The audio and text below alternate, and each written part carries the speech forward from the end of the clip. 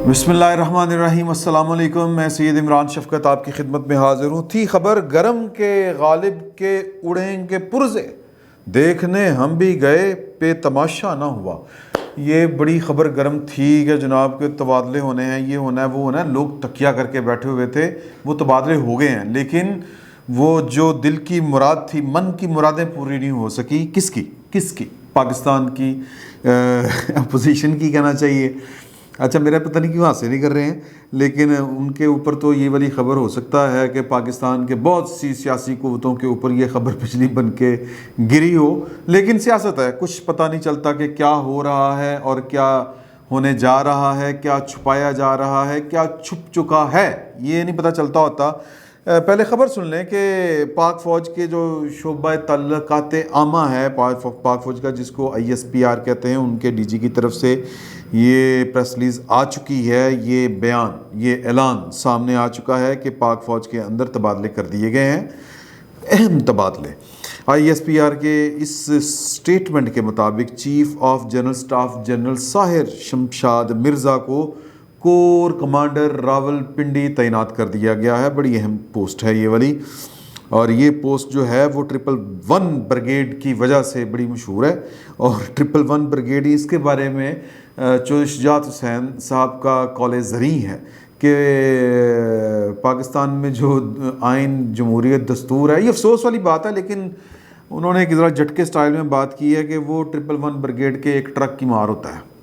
तो वो जो होता है ना कि वज़ीर-ए-आज़म हाउस के अंदर, बेसिकली 111 ब्रिगेड वज़ीर-ए-आज़म और फेडरल टेरिटरी की हिफाजत के लिए है। और ये एक अलहदा से किस्मत की ख़राबी है कि ये उसको टेक ओवर भी करती है। 111 ब्रिगेड ही इसको टेक ओवर करती है। और जहाँ तक मुझे याद पड़ता है, जब 3 नवंबर को मेरा ख्याल है एमरजेंसी लगाई थी जनरल परवेज़ मुशर्रफ साहब ने, तो उस वक़्त 111 ब्रिगेड की कमांड ब्रिगेडियर आसम सलीम बाजवा साहब के पास थी। चलो बहरहाल ये पुराना वाक़या, ये हमने एक दफ़ा ख़बर दे दी थी कि जनाब की अगर पकड़ना है तो फिर सबको पकड़ें, परवेज़ मुशर्रफ को लेकर क्यों पकड़ना है। तो वो जो लोग थे उसमें ज़ैद हामिद साहब का भी नाम था, जो उस वक़्त परवेज़ मुशर्रफ के वज़ीर क़ानून थे, तो इनका भी नाम था। तो हमारे दफ्तर में थरथली फिर गई थी। मैं समा में था उन दिनों, तो समा में वो वाली हमने प्रोग्राम में ये वाली तस्वीरें लगा के चलाई। तो फिर वो रात गए, वो प्रोग्राम एडिट हुआ, और फिर जो रिपीट में था वो जनरल आसम सलीम बाजवा साहब की शक्ल और उनका नाम गैब था। बहरहाल ये होते हैं इस तरह के काम। तो जनाब कोर कमांडर रावलपिंडी जो थे, जनरल अज़हर अब्बास जो थे, उनको तब्दील फिर करना पड़ना था। ज़ाहिर है कि एक म्यान में 2 तलवारें तो नहीं रह सकती। तो चीफ़ ऑफ जनरल स्टाफ उनको तैनात कर दिया गया है, यानी कि उन्हीं की जगह पे जनरल साहिर शमशाद साहब का यूँ तबादला हुआ है कि वो उनकी जगह पे, वो उनकी जगह पे, जनरल अज़हर साहब की जगह पे।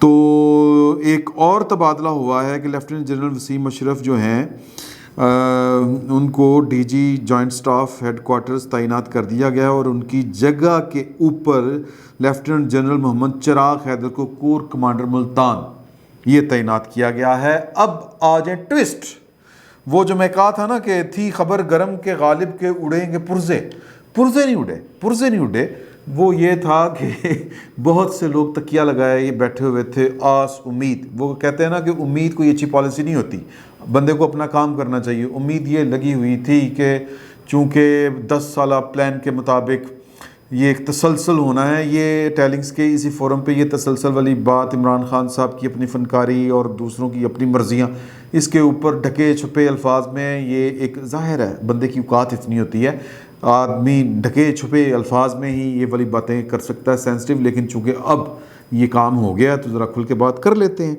वो ये था कि जी के तकिया लगाए बैठे हुए थे कि जी के अपना वो जो तसलसल है उसको बरकरार रखने के लिए 10 साल मनसूबा ये है कि जनरल बाजवा साहब जो 28 नवंबर 2022 को अपने ओहदे से रिटायर्ड होंगे। ये अपना शेर शीर साहब ने भी कहा था कि बच के रहना है। आपको याद होगा वो अपना सलीम साफ़ी साहब ने उनका इंटरव्यू किया था, गालबन सलीम साफ़ी साहब ने नहीं मोहम्मद मालिक साहब ने مالک صاحب نے ان کا انٹرویو کیا تھا اور ان سے پوچھا تھا کہ جی کہ وہ اپنا 64 سال ہی کر دیں پھر یہ جی کہ انہوں نے کہا کہ آپ کو پتہ ہی نہیں ہے، آپ تو پڑھے لکھے آدمی، میں آپ کو سمجھتا تھا 64 سال ہی ایج ہے چیف آف آرمی اسٹاف کی۔ تو وہ پوچھنا چاہ رہے تھے، ظاہر ہے کہ بچ کے، تو وہ پوچھنا چاہ رہے تھے کہ جی کہ جنرل باجوہ صاحب ایکسٹینشن لیں گے یا 64 سال یا ریٹائرڈ ہو جائیں گے یا 64 سال کی مدت تک وہ چیف آف آرمی اسٹاف رہیں گے۔ تو اس کے اوپر شیخ رشید صاحب نے بھی کوئی دو ٹوک جواب دینے کی بجائے کہا تھا کہ عمران خان اپنے پتے سینے کے ساتھ لگا کے کھیلتا ہے، میں اس کو مشورہ دیتا ہوں، مانتا ہے، لیکن مرضی وہ اپنی کرتا ہے۔ تو یہ وہ جو عمران خان صاحب وہ جو آنکھیں دکھا رہے ہیں وہ کہ جی میں تیری بھی نہیں مانتا، میں تیری بھی نہیں مانتا، ہو آر یو، وہ جو انہوں نے کہا تھا نا کہ بھی میں وزیر اعظم ہوتا اور مجھے کوئی آ کے کہتا کہ جناب وہ کارگل کے اوپر فوجیں آ گئی ہیں تو میں جناب فائر کر دیتا، مجھے اگر کوئی کہتا کہ جناب وزیر اعظم صاحب استعفیٰ دیں، جس طرح جنرل شجاع پاشا صاحب کی طرف سے یا ظہیر الاسلام صاحب کی طرف سے کہا گیا تھا، تو نواز شریف صاحب کا گلا شکوہ ہے نا، وہ کرتے ہیں اس طرح کی باتیں، وہ پی ڈی ایم کے فورم کے اوپر انہوں نے کی تھی اس طرح کی باتیں، تو وہ کہتے ہیں کہ جی کہ مجھے کہا ہوتا تو میں آپ پہ نہیں یا گاہ کہ نہیں، وہ میں فائر کر دیتا، یہ کرتا وہ کر دیتا۔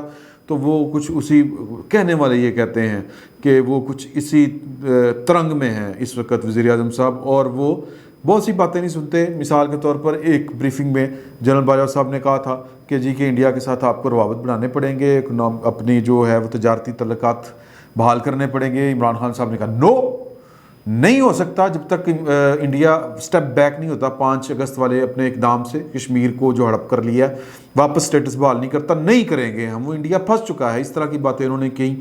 پھر ایک بریفنگ میں یہ کہا گیا کہ جی کہ ٹی ایل پی جو ہے وہ پاکستان کی سیاست کے میں ایک نیشنل لیول کا رول پلے کرے گی، امید ہے۔ تو انہوں نے کہا میں تو چھڈنا ہی نہیں۔ وہ آج تک وہ جو ہے حافظ سعد صاحب جو برخوردار ہیں، مرحوم کیا نام ہے ان کا، علامہ طالب خادم حسین رضوی صاحب، اللہ تعالیٰ ان کو غریق رحمت کرے، بہت بڑا جنازہ ہوا تھا ان کا۔ تو وہ مطلب وہ ان کے صاحبزادے ابھی تک گرفتار ہیں، ابھی تک وہ نظر بند ہیں ہائی کورٹ کے نظر ثانیوں پر نظر بندیوں پر نظر ثانی کرنے والے بورڈ کے احکامات کے باوجود، چونکہ وہ عدالتی فیصلہ نہیں ہوتا اس لیے۔ بہرحال تو وہ ابھی تک قید ہیں۔ اس کا مطلب یہ ہے کہ عمران خان صاحب جو ہیں وہ آنکھیں، تو اگر میں یہ لفظ نہ بھی بولوں تو یہ کہ وہ بات نہیں مان رہے، وہ اپنی کر کے دکھا رہے ہیں۔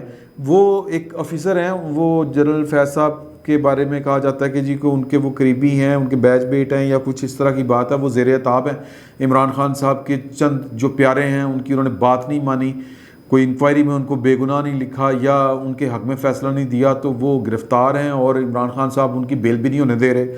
تو باجوہ صاحب نے جا کے کہا کہ سر وہ میں ہماری انکوائری، وہ تو آپ کو نہیں پتہ، وہ میں نے آئی بی سے انکوائری کروا لی تھی، وہ بس وہ کرپٹ ہے، تو آپ رہنے دیں، آپ اس کام میں نہ پڑے پائیں نا۔ یہ سعید ڈی جی نو یہ کہنا بڑے حوصلے کی گل ہے، مطلب اس کا مطلب یہ ہے کہ یا آپ پھر مک چکے ہیں کہ پائیں ٹھیک ہے۔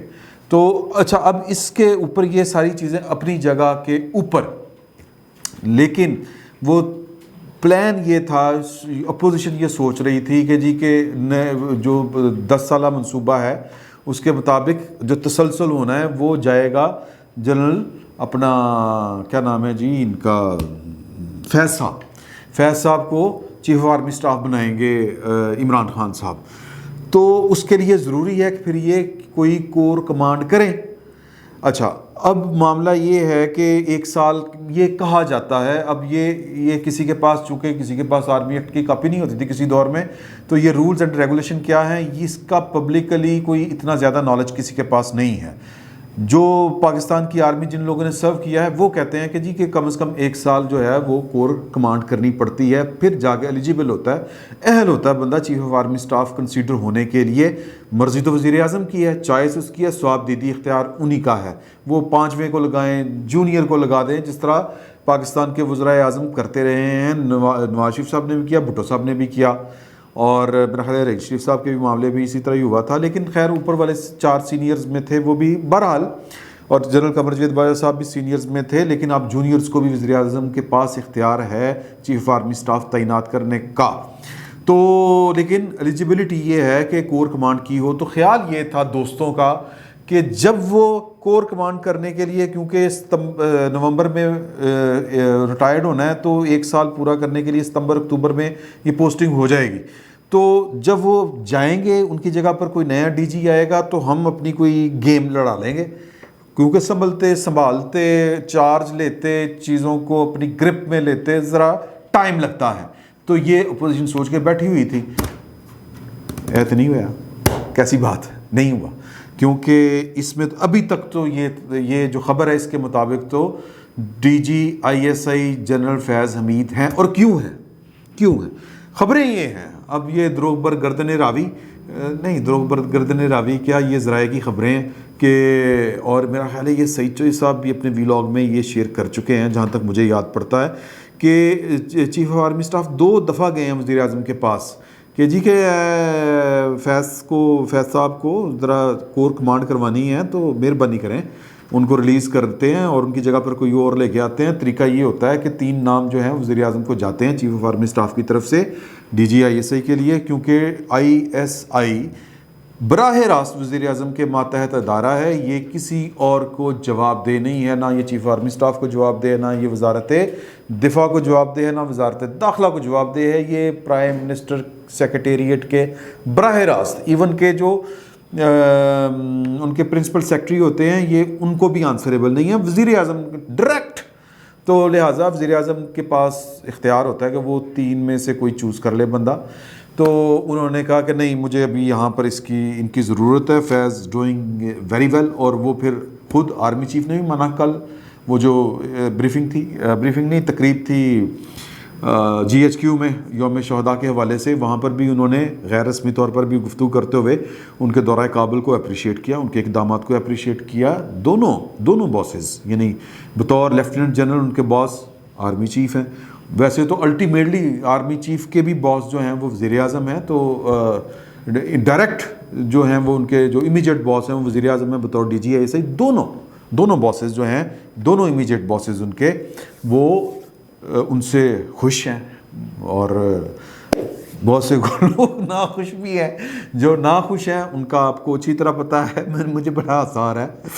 یہ نہیں کہ آپ خواب دیکھ کے بیٹھے ہوئے ہیں کہ جناب وہ جائیں گے تو ہم یہ کریں گے. سر یہ بات نہیں ہوتی، آپ کو اپنا کام کرنا ہوتا ہے. آپ کو اگر سیاست کرنی ہے تو اپنے زوروں پر کریں سیاست. اب آپ یہ اڈیگ رہے ہیں کہ وہ ہلیں گے تو ہم کوئی اپنا راستہ نکالیں گے. ہو سکتا ہے سیاست اسی کا نام ہو. اگر سیاست اسی کا نام ہے تو وہ تو پھر چوپٹ کر دی آپ کی عمران خان صاحب نے. تو عمران خان صاحب کس کی سیاست چوپٹ کر رہے ہیں، کس کا کیریئر چوپٹ کر رہے ہیں، یہ آنے والے دنوں میں پتہ چلے گا. شیخ رشید نے کہا تھا کہ سینے کے 7 پتے لگا کھیلتا ہیں، اور جو ہیں ساحر شمشاد صاحب وہ ایلیجیبل ہو گئے، جنرل اظہر عباس صاحب ایلیجیبل ہیں، جنرل نعمان یاور غالباً نام ہے ان کا، یا نعمان صاحب میں بھول رہا ہوں، جو پشاور کے کور کمانڈر ہیں وہ ایلیجیبل ہیں، کور کمانڈ کر رہے ہیں. تو پتہ نہیں اب یہ جو چوتھے ہیں جنرل فیض صاحب یہ کب ایلیجیبل ہوتے ہیں. یا ہو سکتا ہے کہ وزیر اعظم اپنے سائن کے ساتھ یہ جو ایک ایلیجیبلٹی کی ہے، اہلیت کی کوئی شرائط شروط ہیں، وہ رول ریلیکس کر دیں. ہو سکتا ہے وہ ایک بات یہ بھی چل رہی ہے کہ آئی ایس آئی کو وہ ایک کور ڈکلیئر کر دیں، لیکن وہ کور ڈکلیئر نہیں کی جا سکتی اس لیے کہ آئی ایس آئی ایک سول ادارہ ہے جس میں پاکستان کی مسلح افواج کے افسران ڈیپوٹیشن کے اوپر تعینات کیے جاتے ہیں. ادروائز پھر سارے فوجی ڈکلیئر کرنا پڑے گا. اگر کور ڈکلیئر کرنی ہے تو یہ کام نہیں ہو سکتا. ویسے رول ریلیکس کر سکتے ہیں، وزیر اعظم شیر ہے، انڈے دے بچے دے، اس کی مرضی، اس کو کون پوچھ سکتا ہے. رولز ریلیکس کرنا کون سا کوئی بڑا مسئلہ ہے. تو تھی خبر گرم کے غالب کے اڑیں گے پرزے، دیکھنے ہم بھی گئے پہ تماشا نہ ہوا. تماشا نہیں ہو رہا سر، کوئی اور کام کرو. اپوزیشن سے میں کہہ رہا ہوں. فی الوقت اتنا ہی، بہت بہت شکریہ.